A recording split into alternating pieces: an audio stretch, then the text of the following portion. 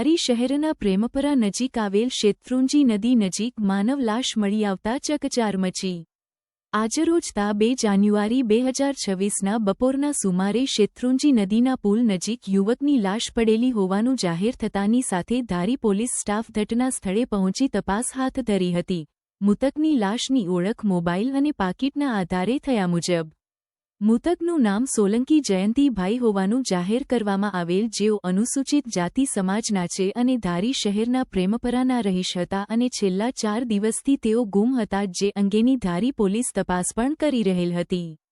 મૃતકની ઓળખ mobile phone અને પાકીટથી થયેલ હોવાનું મૃતક જયંતીભાઈના સંબંધીએ મીડિયા સમક્ષ નિવેદન આપ્યું હતું। હાલ લાશને પોસ્ટમોર્ટમ માટે ધારીની સિવિલ હોસ્પિટલ ખાતે ખસેડવામાં આવી હોવાનું ધારી પોલીસે જાહેર કરેલ છે। મારું નામ પ્રકાશ એલિયા છે।